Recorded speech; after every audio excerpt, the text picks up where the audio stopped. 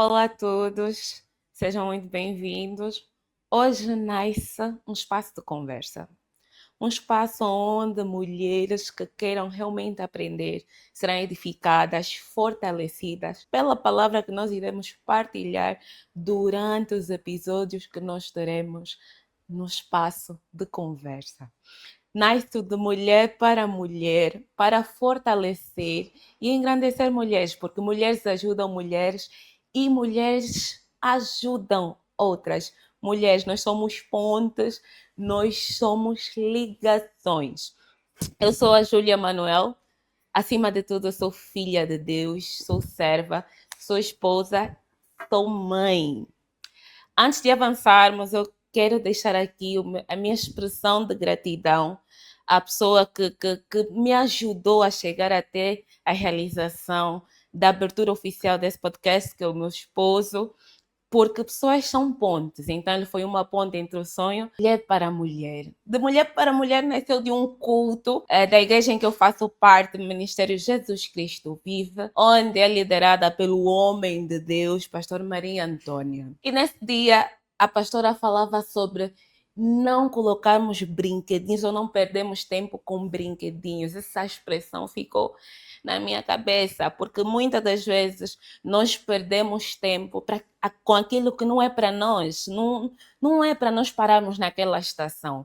E muitas das vezes nós nos encontramos lá paradas, tentando perceber, tentando nos desabrochar naquilo que não é para nós, que só nos traz problemas, frustrações. E muitas das vezes nós nos encontramos nesse lugar. E eu me encontrava nesse lugar, procurando o que fazer, procurando como é que eu ia ajudar mulheres, pessoas. E eu me encontrava a fazer algo que não era para fazer. E eu pensei, mas então se eu criasse um espaço, se eu tivesse um espaço onde a palavra que eu tenho ouvido fosse partilhada com mais pessoas. Daí nasceu o de mulher para mulher, um espaço de partilha, de edificação e fortalecimento. E como não poderia ter outro convidado para estrear esse primeiro episódio, sou suspeita em falar, porque não estou a bajular já agora, porque realmente tem sido uma bênção para as nossas vidas, para várias famílias, inclusive a minha.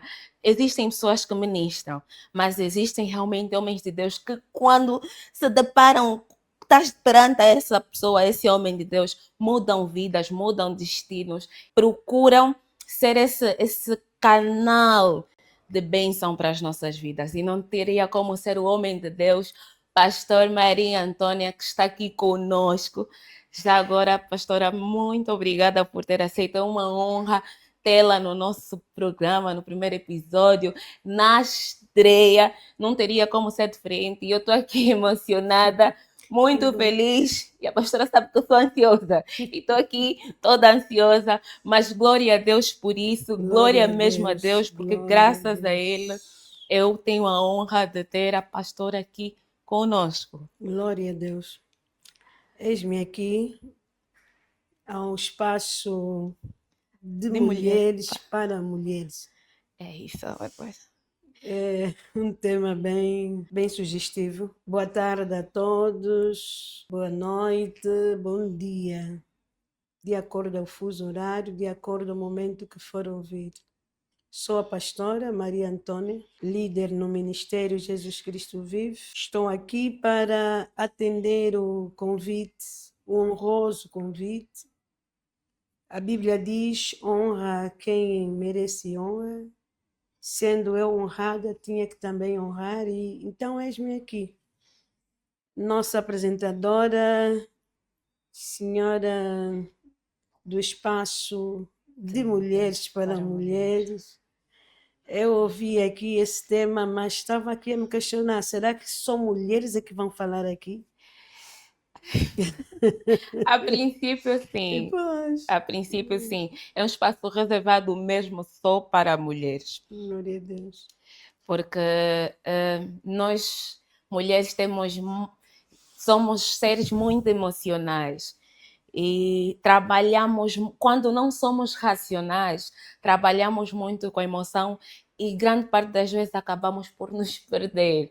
Então, esse é um espaço que vem também para Ah, colocar as mulheres com os pés bem my assentos no God. chão.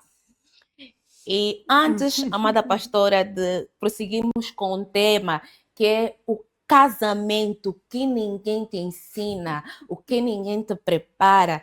Eu conheço a pastora, eu conheço o testemunho da pastora, testemunho de cura. Jesus. Eu conheço, mas há muita gente que nunca ouviu falar, não conhece. Eu gostaria que antes de avançarmos propriamente para o tema, a pastora pudesse partilhar um pouco do seu testemunho, daquilo que é a cura. A partir desse testemunho, eu pude olhar para uma forma diferente Louvado de seja ver a Deus. cura, do que é a cura. E eu gostaria que as pessoas também passassem realmente a entender melhor o que é a cura na vertente de Deus. Amém. Deus seja louvado. Para falar do meu testemunho, se o tema for a cura nesse momento, cura na visão de Deus é muito abrangente. Eu vou ir buscar um bocadinho dessa abrangência antes de focar naquilo que Deus fez comigo e na minha vida. A cura é um desejo de Deus para suprir necessidade de todo ser humano, tanto os da igreja ou crentes em Deus, como os não. A maior parte das pessoas sabe que Deus deu inteligência ao homem e ficou por aí. Amém. E já não se lembram do Deus que dá a inteligência. Eu cresci dentro da religião, sempre, a minha família sempre foi praticante da religião em Deus, e cresci a ouvir. Antes de tomar o comprimido, antes de ir ao médico, tem que orar. Ao tomar o medicamento, tem que orar na água, tem que orar no comprimido, e assim era. E eu cresci até aos 30 anos com esse tipo de fé. Esse tipo de fé é aquela que tem a base de que Deus deu a inteligência ao homem. Amém. Mas quando eu começo a folhear a Bíblia com maior atenção, quando eu entrego verdadeiramente a minha vida a Deus, então eu começo a conhecer Deus da forma que realmente Ele era e Ele é. Vi um Deus muito atuante a partir das Escrituras Sagradas. Comecei a conhecer um Deus muito atuante, como nós fomos ensinados, ler a palavra de Deus, mas antes peça ao Espírito Santo. E realmente foi assim. Pude contar com a pessoa do Espírito Santo para me levar às linhas que de facto interessavam e às vezes ficam escondidas quando as pessoas leem a Bíblia sem o Espírito Santo. Então eu conheci o Deus que dá inteligência ao homem. E acima da inteligência temos o quê? Nós temos a fé. Realmente a fé é racional, a fé é inteligente, mas ela está acima da inteligência do homem. E fui confrontada com essa situação. Eu era uma pessoa que ficava doente todos os meses, desde bebê. Eu sabia que os meus pais, não é, passaram isso para mim, que todo final do mês o salário do meu pai tinha que se comprar medicamento. Então eu cresci já assim. Eu já sabia quem são os meus médicos e tínhamos já médicos particulares, crescemos com isso. Mas aos 28 anos, quando eu comecei a ingressar mesmo na verdade, se não alguma coisa. Então aqui a Bíblia está a dizer que essa mulher veio a Jesus, foi curada por algo que levou-lhe anos de somente custos e custos. E como é? Comigo não é assim. E eu oro no medicamento, mas depois, mês a seguir, então eu comecei a confrontar a minha realidade. Se não, isso não pode. Esse Deus está onde? Se eu estou na igreja e dizem que Deus é o mesmo. Lá na minha igreja diziam que Deus é o mesmo, mas que os milagres terminaram. Disse, então, se aqui a Bíblia está a dizer que Deus não faz acepção de pessoas, como é que os milagres terminaram?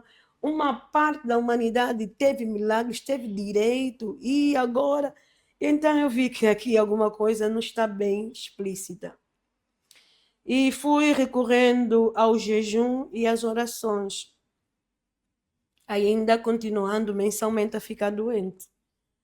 Aos 30 anos, eu tive uma situação muito grave, uma situação de saúde muito grave, em que os médicos viram que os meus pulmões haviam se desfeito já, segundo eles, porque eu já estava vendo com a pneumonia. Eu tive pneumonia porque na minha infância havia caído dentro de uma fossa. É que a minha vida, My gosh. Dentro de uma fossa. a minha vida não tem como eu não me entregar, Senhor Jesus. Ai, Não era para eu estar viva. E então é isso que me faz ser o que eu sou. Sou entregue 100% a Deus. glória a E então eu Deus. havia caído na infância numa fossa. Aquilo prejudicou muito o meu sistema respiratório. Sempre, a partir daí, sempre, qualquer cheiro forte me trazia logo febres, e logo a febre, afinal, já era a pneumonia que estava ali. Depois, então, como se deu conta já muito tarde, já na juventude, e era constantemente, quando vai ao hospital, já é pneumonia, já é pneumonia. Mas pronto, então, mais ou menos aos 27 ou 28 anos, eu começo a enfrentar um estado muito grave, porque eu estava trabalhando na altura no aeroporto e trabalhava muitas vezes ao relento, porque eu era do assistente, né? Então, às vezes, lá, como chamamos a placa, é o relento. E aquilo foi agravando-se. Tive depois do médico um relatório que me permitiu ter algumas moderações em termos de atuação no meu serviço, isso durante a noite e o tempo de chuva, mas aquilo já veio tarde, afinal. Então, num dia desses, eu dou uma crise no serviço, levaram-me para o hospital e lá fiquei. Fiquei, medicações e mais medicações, medicações fortes e nunca passava e tudo. Isso acredito que tinha 29 anos, possivelmente 29 ou 28, não tenho bem assim agora, mas sei que perto dos 30 anos, aí muito doente, já internada durante algum tempo, os médicos chamaram os familiares e haviam avisado: olha, preparem a casa porque essa mulher já não passa mais desta. Realmente, eu vi, a minha mãe estava na altura com uma tia minha, foram atender a chamada dos médicos, e eu vi o rosto, o semblante deles, e pronto, aquilo impactou-me no sentido de que não, eu vou ter que mostrar a todo mundo que Deus ainda é Deus. Então já vinha do hospital, do internamento, quando me deram a alta, eu fui para casa e disse, não, Deus ainda é Deus. Amém. Deus não está só no passado. E então eu me lembro de um livro que a minha mãe havia me entregue para ler, porque eu depois comecei a fazer muito a seletividade em termos do que eu ia consumir, que eu já vinha sendo consumidora, não é, da literatura multiforme. E então aí eu disse que não, eu aqui não quero mais ler nada, eu quero ler Bíblia, eu quero saber de Deus, eu quero entender Deus, eu quero saber o que ele fez afinal, tem ou não tem cura para agora? E eu leio esse livro estava escondido debaixo do meu colchão, eu tiro o livro, começo a ler. Oh, Jesus Cristo, eu sempre que conto isso, eu acho que o mesmo fogo nasce no meu coração, Glória a como sinto agora. Deus. E eu peguei aquele livro, eu comecei a ler, eu não levantava dias, tanto é que antes da leitura desse livro, eu passei 3 dias sem acordar, estava no chão da minha casa porque eu vivia sozinha. Depois, no terceiro dia, a minha mãe veio por conta de um sonho que eles tinham tido e vieram lá, bateram, e eu comecei a acordar, era no terceiro dia. Então, só para reforçar, a pastora ficou 3 dias desacordada ou em coma mesmo. Desacordada. 3 dias, quer dizer, não sabia de nada. E me apercebi assim que a minha mãe batia, ela estava toda Ele gritava e eu comecei a vir com o grito da minha mãe a bater, porque as janelas lá eram de vidro. Ela batia nas janelas, Antônia, Antônia, e aí eu comecei a vir, comecei a levantar toda fragilizada. E ela orou, porque a minha mãe tinha uma forma de orar nesses casos, ela orava tipo para discutir. Então, minha mãe orou, aquela oração me deu alguma força, mas eu disse à minha mãe: olha, ninguém vai me levar no hospital, eu vou estar mesmo aqui. Você está vendo isso que está aqui? São medicamentos. Eu trouxe um saco de quilos, eram mais ou menos 2,5 kg ou 3. Era um saco muito pesado mesmo de medicamentos. Então eu disse: ninguém vai me levar no hospital e eu vou estar aqui e Deus vai me curar. E mostrando a minha mãe que estava boa. E a minha mãe foi, porque eu disse que tinha mesmo que ir, e tinha que ir, e foi. Então aí eu me lembro do tal livro. Eu pego no livro para começar a ler.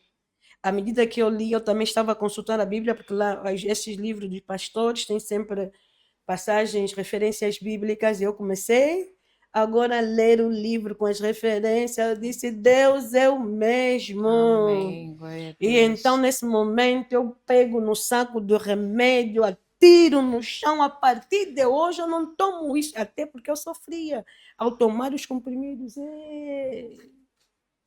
Jesus Cristo.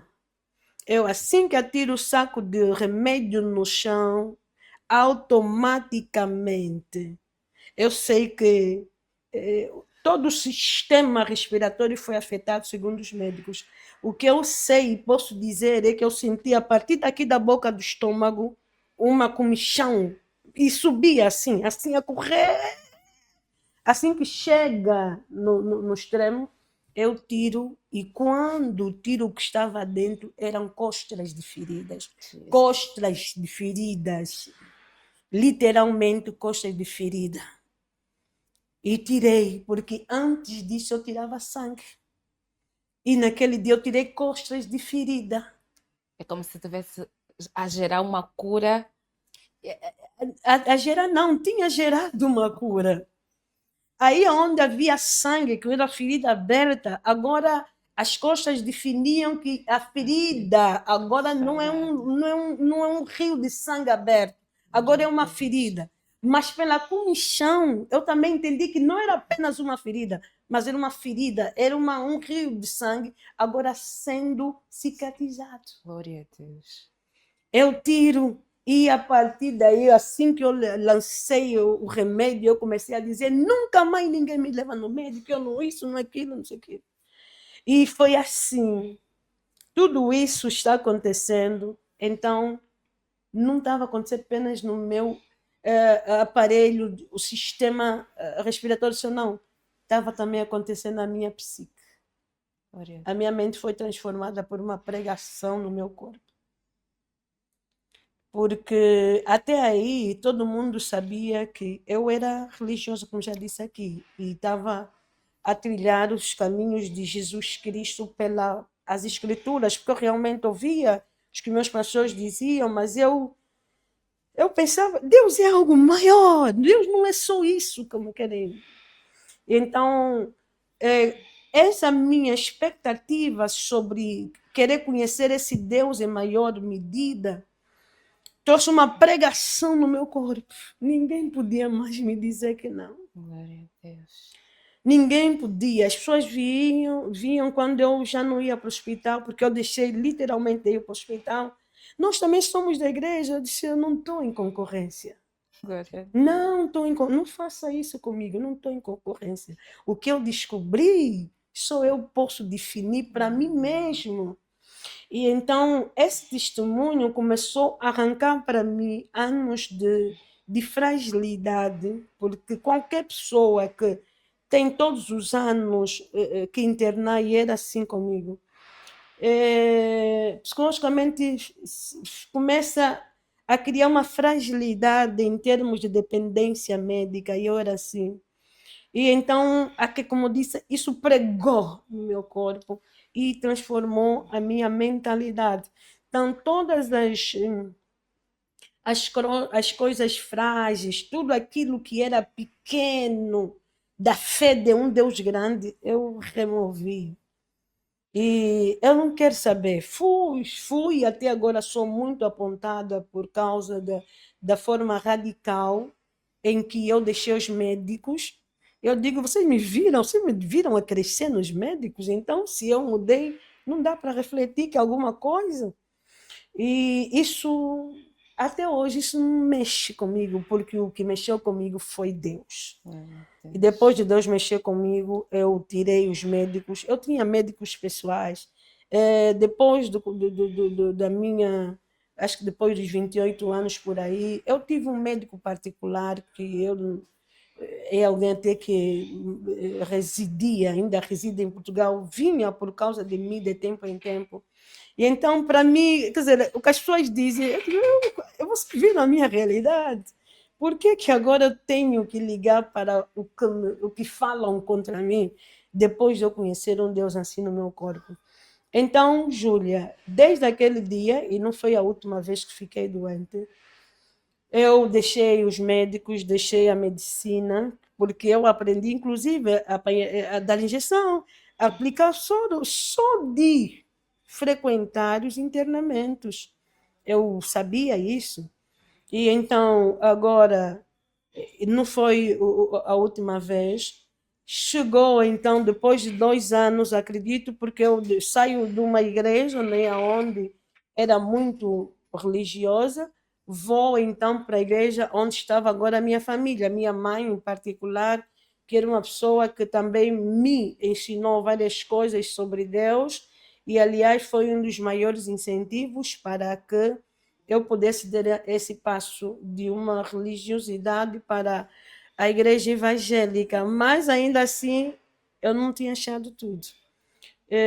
Depois de 2 anos eu fico novamente, mesmo já nessa igreja evangélica, fico muito doente, entro novamente em estado crítico, estado grave, e já não vou mais no hospital, e a minha família está a discutir comigo, e eles falam, não pode, não pode, não pode. E eu também passava dias sem acordar, mas uma coisa que era espantosa. Havia dias que a minha família, por saber que eu entrei naquele estágio desacordado, queria me levar para o hospital. Eu não estou acordada 24 horas, eles querem me levar, mas bastava eles me levarem, me estarem na posição de eu despertava logo. Ninguém me leva no hospital. E na terceira vez, me lembro bem, na terceira vez que eu me levantei, eu ainda apresentei alguns diagnósticos da família. O fulano morreu no hospital, o ciclano morreu no hospital, ele tinha morrido. Aí eles ficavam sem argumentos. Porque eu vivi no hospital. Eu vivi no hospital. A Hum. pastora pôde testemunhar os dois mundos. Realmente foram 2 mundos, por mim, bem experimentados. Então eu conhecia o hospital, eu sabia, eu aprendi coisas do hospital, soube tanto internamente. E então eu trouxe o diagnóstico de tudo aquilo que eu sabia. Olha, fulana, a avó, a tia. Então, aí a minha mãe ficava, era minha mãe, as minhas irmãs aí. Meu pai já tinha inimizado, porque meu pai não suportava esse tipo de fé que eu comecei a exercer. Mas pronto, quando se conhece Deus, Júlia, Amém. quando se conhece Deus, só nos movemos por Ele. E então foi assim. Nessa terceira vez que eu despertei, já desperto e já não volto ao coma. E me lembro que as minhas irmãs prepararam alguma coisa. A minha mãe disse assim: olha, ela já tá acordada. Porque eu depois me meti sentada na cama e consegui. E fizeram para mim uma canja, me deram iogurte. Em 1 minuto tirei tudo, porque o organismo já não estava habituado a comer. E, e foi, e foi. Só a convalescência desta doença que eu tive agora, que estou aqui agora a relatar, foram de 6 meses, uma convalescência. Foi um estado extremamente quer dizer, afetou a minha estrutura. Eu não conseguia me ter de pé, nem sentar na cama, às vezes E foi a segunda vez. Teve aquela primeira que eu morava sozinho, essa aqui agora. Os pais vieram, né? Porque depois de um tempo, os pais vieram morar comigo. E então agora estou aí com os meus pais. E teve uma terceira vez quando começa o Ministério Jesus Cristo Vivo. O Ministério Jesus Vivo começa em 2009, quando eu pensei que já não fico mais doente. Mas em 2012 eu fico doente de verdade. My gosh. Nesses estágios também de desacordar. Só que aí o nível da fé já me fazia ter momentos de levantar e pregar. A minha mente foi acionada para no domingo e nas terças e quintas que nós tínhamos culto, até sábado de ensino, eu levantava. Só que todo mundo sabe que a pastora Antônia não faz 1 hora de pregação. Então, nos sábados de ensino era 1 hora, no domingo 30 minutos no máximo. Nos dias de culto vinha no final 15 a 20 minutos. E quando for para a cama, eu morri. E as pessoas estavam a ver isso.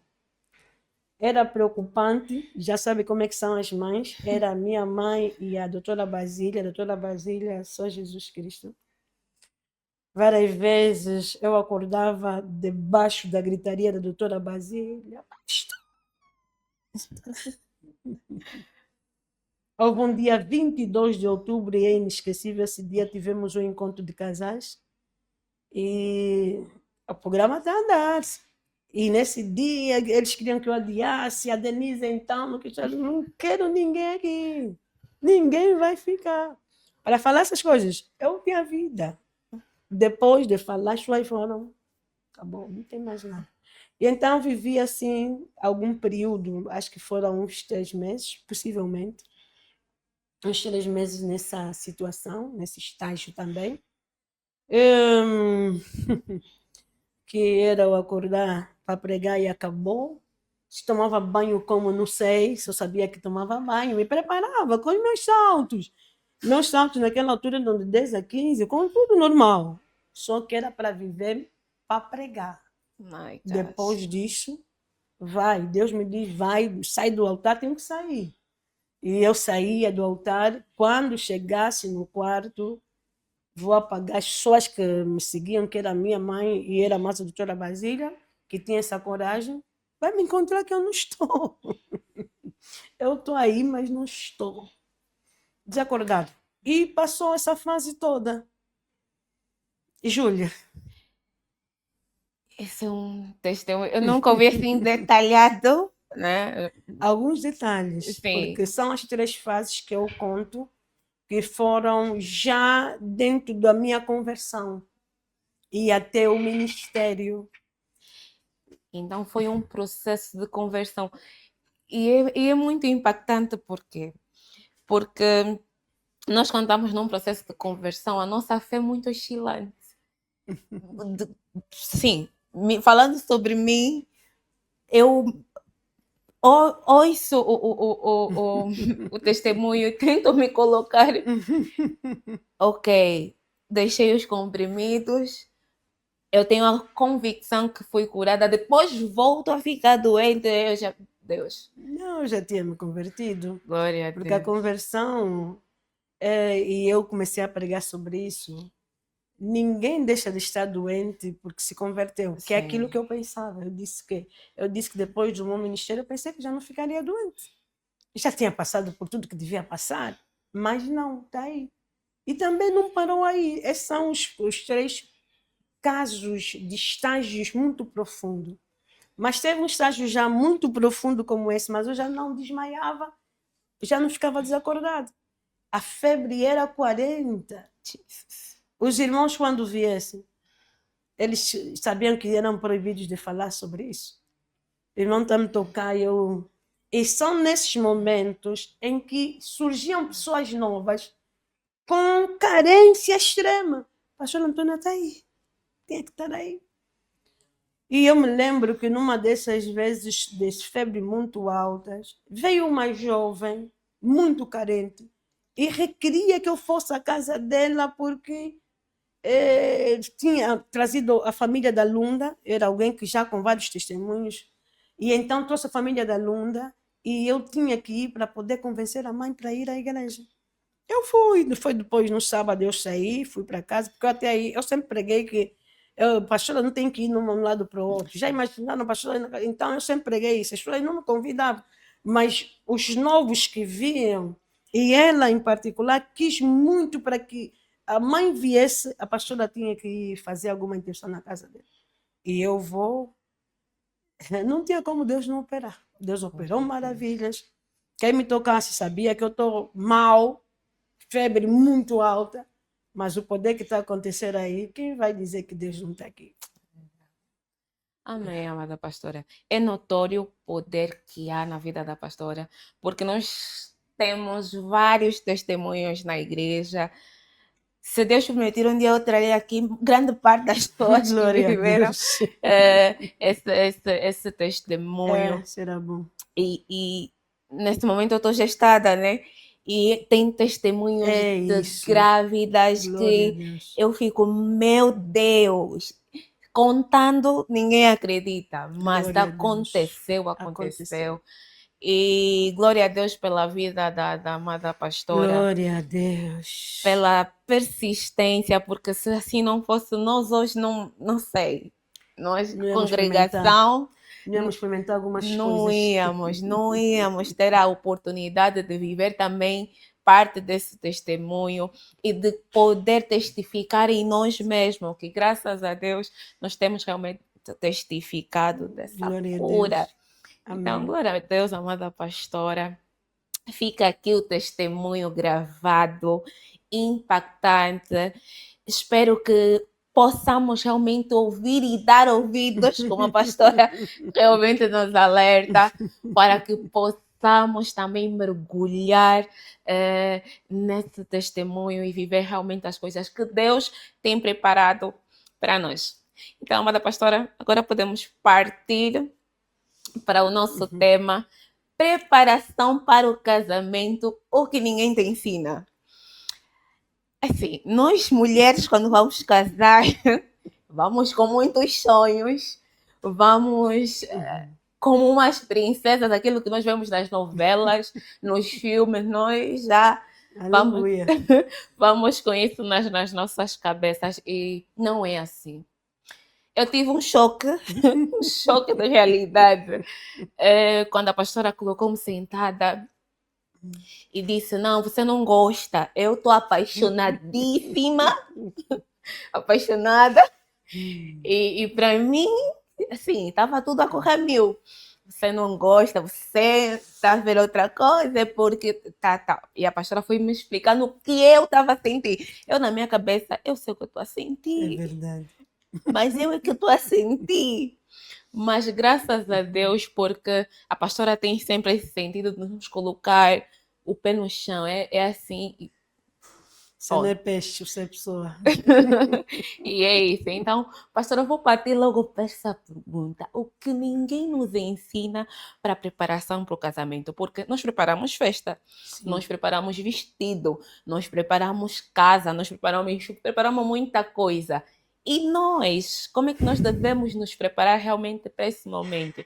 O que nos tem faltado? Porque há pessoas que casam hoje, 3 meses depois vai se divorciar. Mas por quê? Se a princípio casaram muito apaixonadas, diziam se amar e tudo mais, mas 3 meses depois nós vamos ver separação, 6 meses depois separação. E o que é que falta realmente nessa tal dita preparação, nesse composto todo? O que falta é o que nunca devia faltar. O que é que realmente as pessoas preparam? As pessoas preparam o que já há. Diz-se assim, quem casa quer casa. Acho que isso é muito longe. E para falar de casamento, nós precisamos ir na essência do casamento. Nos meus ensinos em relação a isso, eu sempre levava as pessoas a pensarem não é normal eu ouvir o pai ou os pais de um noivo levarem para casar com alguém que ele não conhece. E aconteceu isso com Isaac, e acontecia com os outros demais. E de repente nós fazermos uma encenação de que tem que conhecer, e afinal nunca conhece e se separam. Sim. Então é aqui onde tudo começa. Primeiro, a essência do casamento era fazer de dois um. Já não bate com a ciência exata. E agora, você me ouve dizer que dois são um e simplesmente me diz marido não é família, mulher não é família. Quer dizer, trazemos colocações que não casam com o casamento. O material, o enxoval essencial para um casamento é a renascência da consciência. Porque ouve-se continuamente a dizer, nos relatos das reuniões de casamento e nos conselhos de padrinhos, de que todo casal tem problemas. Olha lá, olha a consciência antiga a vir ser trazida para novos nubentes, novos casais. Então, tudo, como estava a dizer, se prepara tudo que já existe. Outra coisa, disse aqui, quem casa quer casa. Já se sabe, o meu pai tinha casa, ele era casado com a minha mãe, eu já sei. Então, nós não nos preparamos. Na verdade, as pessoas não se prepararam, porque a preparação para o casamento é trazer uma nova consciência. Não é mudar a identidade, trazer uma nova consciência, em que duas identidades vão estar juntas. E partir do pressuposto do termo identidade, eu preciso ter uma consciência inovada para entrar nesse laço, porque o casamento é um laço. E então, ao invés de uma consciência renovada, as pessoas querem uma casa nova apenas, nem todos têm essa oportunidade, mas vamos falar assim, querem casa e depois querem que a mulher seja a cozinheira, isso na parte do marido. Então, existem muitas coisas que formataram a mente dos tais que vão casar, que aquilo que realmente devia haver não há, que é a nova consciência. Como assim? Eu estou a vir, como disse já aqui a nossa apresentadora, estou a vir e tenho sonhos. Quem não tem sonho não é gente. Até os cães sonham. E então é normal nós sonharmos. Só que nós precisávamos ir aonde? Em como a tecnologia avança. Os homens foram criando uma ideia para relaxar a mente inteligente. E esses homens são os cinematográficos, as pessoas que criam novelas, criam um monte de coisas, mas ficção. Olha, ficção é o quê? É coisa da nossa cabeça.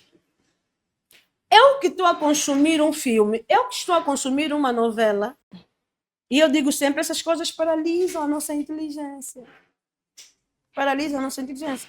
É só a nossa apresentadora ver que toda vez que alguém que estuda, que alguém que está dedicando seu estudo, deixa as novelas, ele tende a crescer mais.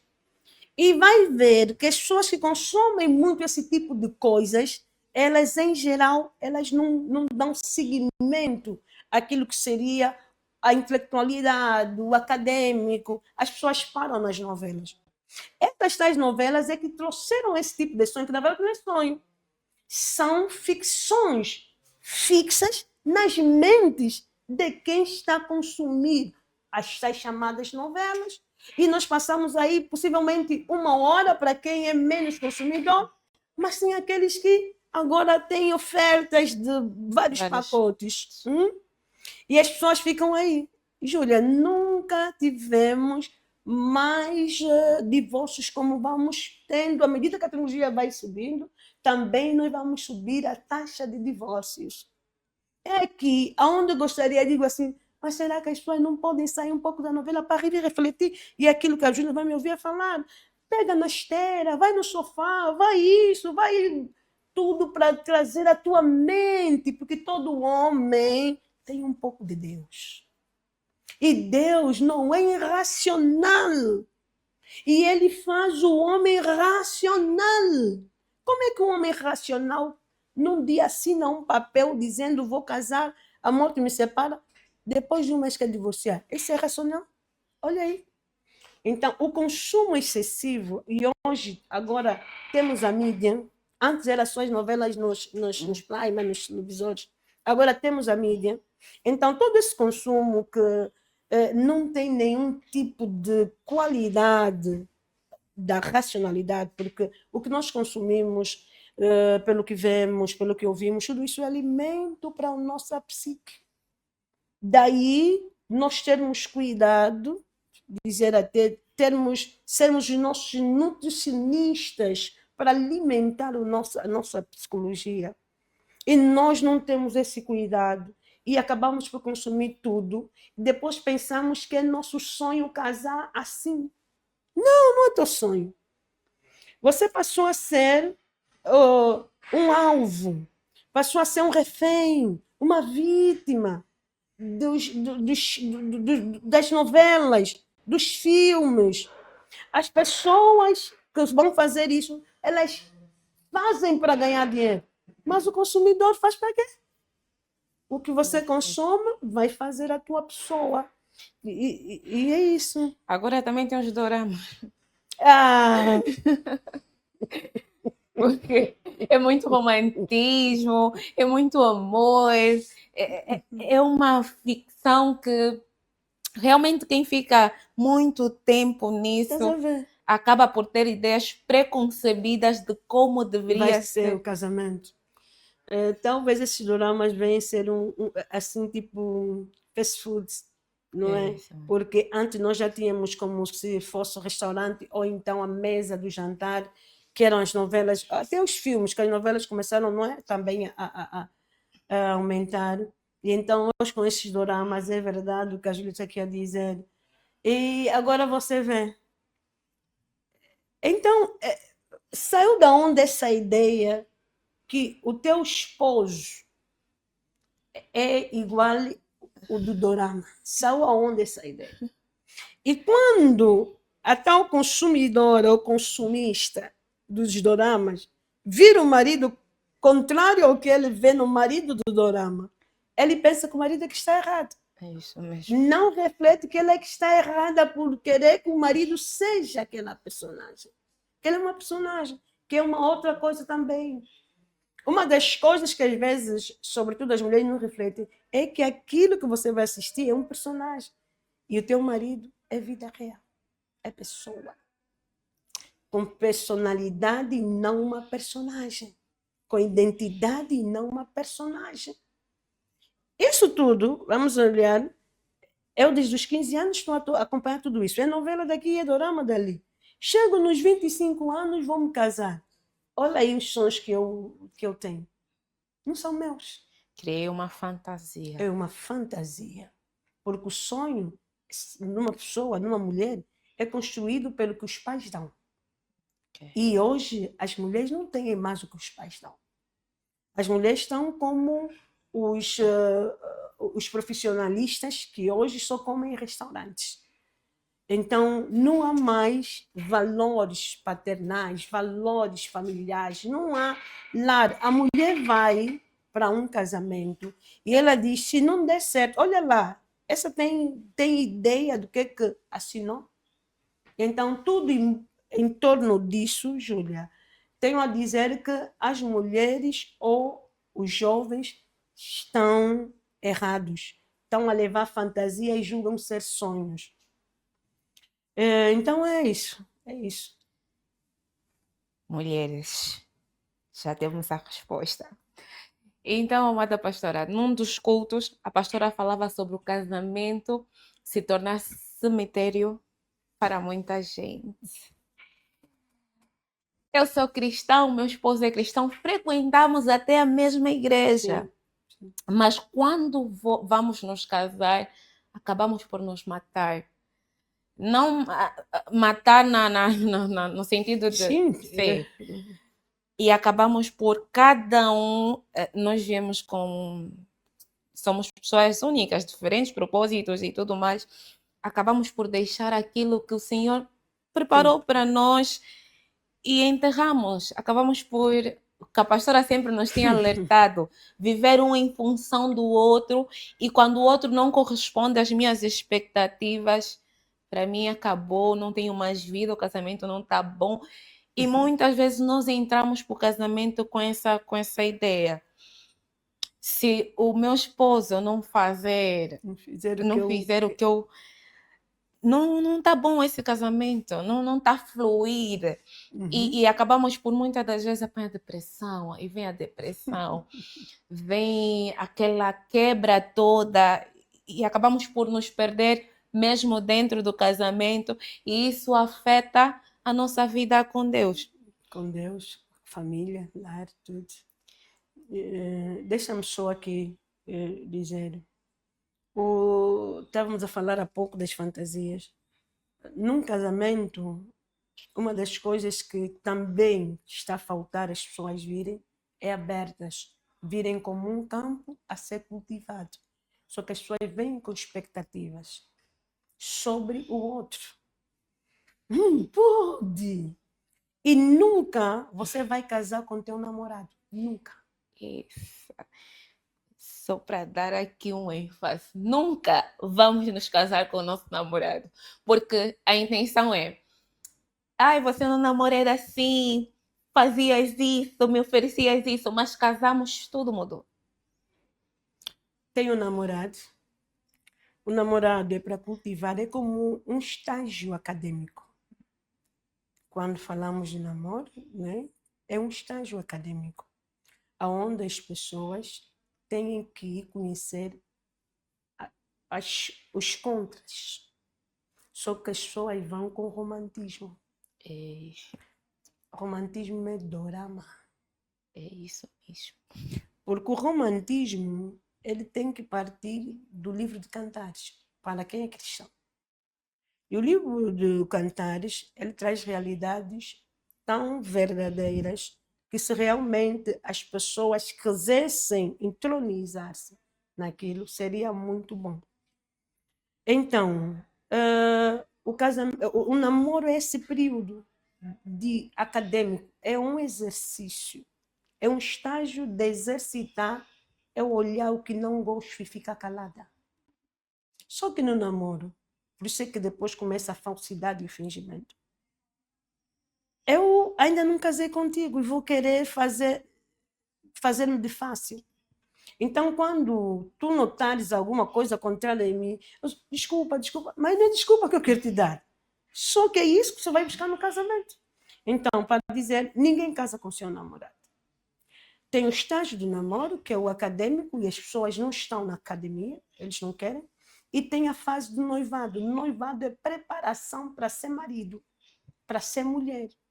No noivado ainda continuam com os romantismos. Então, as facetas dos momentos pré-nupciais são erradas.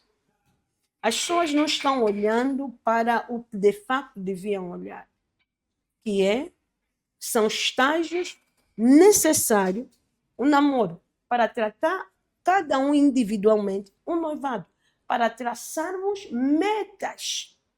Então, se as pessoas viverem de acordo a isso, e do jeito, cada um de acordo à sua religião ou o mundo em que vive, as pessoas vão se entender. É isso. É isso. Pastora, nós agora também vivemos uma pressão social. Eu estou a ver minha amiga está a casar, minha idade está a avançar. Meu Deus, e aquilo fica, tenho que casar já também, tenho que casar já também. E nós tivemos, graças a Deus, vou falar da experiência que eu tive, 3 meses sem conversa com o meu noivo. Foram 3 meses de reflexão se realmente é aquilo. Essa pessoa não. Sim, se essa pessoa não. E acabamos por realmente saber se estamos a casar por pressão social ou porque realmente, Nos queremos. sim, e muitas das vezes nós, assim, acabamos por fazer as coisas por pressão, por ver que a minha amiga já está casada, a minha amiga já tem uma casa, tem um marido, tem filho, também quero isso. Estou a ver a minha idade está avançada, já estou nos 40, não casei, vou a todo custo procurar alguém para casar, mas como sair desse buraco que muitas mulheres acabam por se colocar? O querer casar porque a amiga casou não é um mal. O mal não está aí.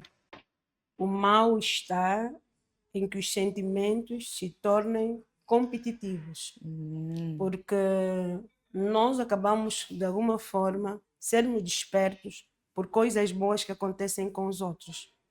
Então, aqui a Bíblia nos apresenta a ambição e a cobiça. A ambição é algo positivo, ou tem facetas positivas. Uma face é positiva e quase toda ela vem ser como algo positivo para nos impulsionar para frente.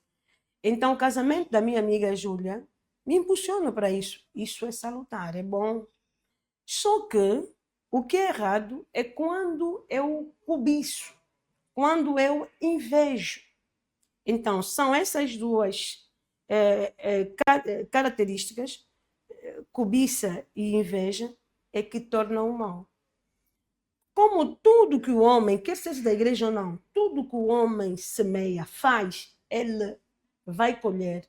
Então, se eu casar por cobiça, por inveja, isso vai voltar contra mim. Então, a questão não é muito sobre o impulsionar um do outro. Agora, as pressões, que são uma coisa para mim muito positivas, muito positiva. As pessoas hoje falam muito de pressão, mas eu vejo isso como apenas uma influência da mídia. A mídia quer mostrar que pressão é negativo e nunca foi. Tanto é que eu digo sempre, relaciono ao parto. A mulher entra sob pressão e o parto, o filho vem sob pressão. Na vida, desde o parto, desde que nós viemos, a pressão é algo salutar. E porque é tão natural, porque faz parte da natureza, o homem tem que ser pressionado. Nós somos pressionados, por exemplo, pelos professores, de classe a classe, somos pressionados. Os exames são um estágio de pressão. E então, às vezes as pessoas aqui, porque a mídia traz muita coisa que está levando as pessoas a pensarem que o bom é mau. Não, nós não vivemos sem pressão. As pessoas não podem viver sem pressão. Onde é que vamos parar sem pressão? Isso não existe, Júlia, não existe. E então, até o que é que se fala? É a mulher que vai dizer, eu não consigo trabalhar sob pressão, você vai me dar pressão, por isso que eu não consigo. Que isso? Que mente é essa? O ser humano existe para viver sob pressão. E então, voltar, dizer que desde que nós viemos para esse mundo, nós viemos sob pressão. Agora, a psicologia a ser desenvolvida nos últimos tempos, em que há muita pressão e eu não consigo, você não vai conseguir. Mas tem pessoas interessadas nisso.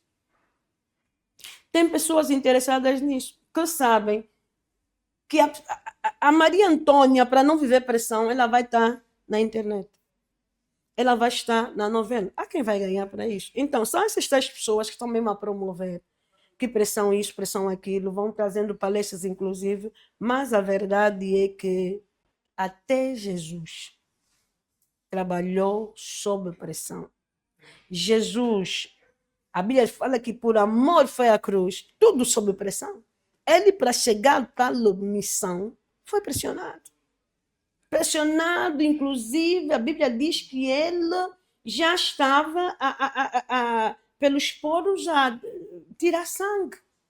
O seu suor era sangue, porque ele atingiu o máximo do estágio psicológico.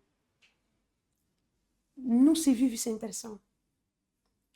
Agora, existem pressões e pressões. Existem níveis. O que é que me faz estar aqui agora nesse podcast? Foi um convite. Todo convite é uma pressão. Eu sempre digo isso. Todo convite é uma pressão. Alguém está a me pressionar para ir no casamento dela. Alguém está a me pressionar para ir. Porque se não. Um convite é uma pressão, porque às vezes nós estamos um mês e não pensamos em sair. Alguém nos convida para o batismo. Tudo. Então, existem pressões e pressões, existem níveis, mas a verdade que ninguém conta é que nenhum homem vive sem pressão e a pressão faz parte da vida humana. Glória a Deus e amém. Glória a Deus. Então nós aprendemos que aqui que a pressão faz parte da vida do homem. É normal ser pressionado, mas como nós vamos levar essa pressão para nós? A intenção do nosso coração a encararmos essa pressão, porque muitas das vezes nós levamos aquilo para o mal. Queremos. Pá, não, é aquilo que a pastora já disse. Então, glória a Deus pela Glória a palavra, Deus. glória a Glória a Deus Deus. Glória a pelo Deus. discernimento e esclarecimento. Glória a Deus. Pastora, nós estamos a casar já na cabeça, colocando o relacionamento abusivo. Eu acho que isso vai ser muito extenso, Júlia. O marido deixou a toalha de cima da mesa, de cima da cama. Ele não tirou a toalha, esse é um relacionamento abusivo. Tem um meme até falando sobre isso. Estão a exagerar. Marido deixou a toalha na cama, é relacionamento abusivo. Porque nós vemos muita coisa sobre violência e tudo mais. E nós já entramos também para o casamento com essa ideia preconcebida. Se o meu esposo deixar a toalha de cima da cama, é abuso. É abuso. Ele vai ver. Se ele bebeu água e não lavou o copo, no meu casamento eu não pode ter isso. E nós entramos já com essa ideia. E acabamos por muitas das vezes estragar o que está bom, porque já vamos com. Não, isso não pode, isso não vai acontecer. Essa ideia preconcebida. Essa ideia preconcebida. Como é que podemos nos ajudar? Então, em julho, nós vamos começar com esse tema. Vamos em julho, logo no. Isso, Júlia, não podíamos estar aqui apenas como um anexo, porque deves mesmo abrir isso como tema, mas dizer que relativamente a isso é mais uma vez levar para o que eu trouxe agora sobre pressão. Sim. É a mídia a querer promover, mas temos que falar isso do jeito mais profundo e é isso. Então nós já temos um tema para julho. Já temos relacionamento abusivo. O que dizer? O que dizer? Então, glória a Deus por aquilo que nós já podemos ouvir até aqui. Amada pastora, casei. Tinha as minhas atividades normais na igreja, sirvo e tudo mais, mas depois do casamento eu vou me focando somente naquilo que são as coisas de casa. E acabo por muitas vezes me distanciar ou uma quebra do relacionamento que eu tenho com Deus. Porque acho que está em Coríntios que a mulher... 1 Coríntios 7, que quando não somos casados, nós servimos as coisas do altar e depois de casar, então cuidamos das coisas do mundo para agradar o marido, ou cônjuge nesse caso. Como sair dessa ideia também já preconcebida? Não se sai dessa ideia. A questão não é sair da ideia. A questão é como explorar a ideia. Porque realmente toda mulher solteira é a ideia de Paulo, né? Como já disse outro dia, isso estamos em Coríntios. E Paulo viveu uma realidade bem especial, muito particular, aonde Paulo teve necessidade de dizer que se o descrente quiser ir embora, ele que vá. Então, Paulo não é incentivador do divórcio, como muita gente vê nisso. Paulo não é incentivador de que o casado já não sirva a Deus, não é. Mas nós primeiro começamos a particularizar a realidade do povo de Corinto, primeiro é isso, e depois então, o que é que se passa afinal que está a fazer Paulo dizer? Paulo é um evangelista, evangelizador e com toda excelência. Ele chega em Coríntios e a realidade era que muitos que já eram casados, só a mulher é que aceitou Jesus, só o macho é que aceitou Jesus. Então, era essa questão que Paulo tinha que desenvolver para trazer solução no momento. A Júlia veio casada, mas o marido não quer vir para a igreja. E isso também acontece até hoje. Sim.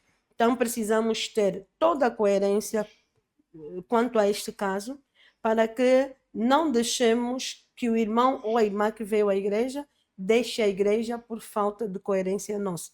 Então, não é muito sobre Paulo incentivar o divórcio e nem é Paulo incentivar de que o casado já não sirva a Deus. Obviamente, precisamos, como disse há pouco, temos que lembrar que somos racionais e toda pessoa racional, ele racionaliza seu tempo.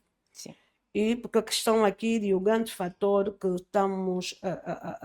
com que estamos a nos deparar, de muita turbulência, é que ao invés de sermos racionais, nós estamos a querer apenas dar prioridades. E não é ainda sobre prioridades, mas é sobre racionalizar tudo. Como já estamos mesmo na reta final, eu gostaria que a pastora deixasse um conselho para as mulheres, preparação para o casamento. Louvado seja Deus. Um dos conselhos que sempre dou, e no princípio digo, casamento veio de Deus. E então, mas hoje, até quem não é de Deus, quem não quer Deus, também quer casar.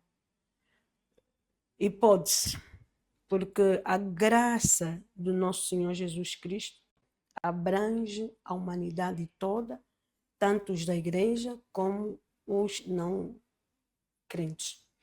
E então devemos sempre priorizar Deus, quer sejamos da igreja ou não, porque não podemos deixar de fora a etiqueta. Essa etiqueta que eu digo é o selo dessa marca. Casamento é uma marca de Deus. E sem Deus não existe casamento sadio, não existe. Existem muitas pessoas que vêm até trazer seus casamentos como referência na mídia, mas a referência do casamento mesmo é bíblica. E se não for da Bíblia e com base bíblica naquilo que Deus diz, nenhum casamento na mídia deve ser referência. Casamento também não é referência porque o pastor é casado e pode falar de casamento. Não. As pessoas na Bíblia que mais falaram de casamento, eles nem sequer foram casados. E falamos da pessoa de Jesus Cristo, falamos de Paulo, que é esse homem que trouxe até mesmo essa questão que agora nós apresentamos nos últimos momentos. E o que realmente deve ser referência, base para casamento, é a palavra ou a vontade de Deus escrita. E disso, então, todo casal poderá dar certo. Atender a Deus como prioridade no seu casamento. Amém. Amém. Glórias a Deus. Obrigada mais uma vez, amada pastora, pela honra de tê-la no nosso primeiro episódio, na abertura oficial do Aleluia. podcast. Espero que tenhamos consumido muito e aprendamos, né, com o podcast de hoje, porque realmente, desde o princípio, o testemunho de cura e depois a preparação para o casamento, os inputs que nós podemos receber hoje vão fazer realmente uma grande diferença naquilo que vai ser a nossa lida, tanto para a preparação para o casamento, tanto para o tema de cura, pode ser um input para irmos buscar mais e mais sobre o tema. Glória a Deus. Então, glórias a Deus. Aleluia. Sigam o canal no YouTube de Mulher para Mulher, no TikTok de Mulher para Mulher e no Instagram de Mulher para Mulher. Fiquem atentos que teremos novos episódios e mais uma vez, muito obrigada por estarem aqui conosco. Amém. Amém.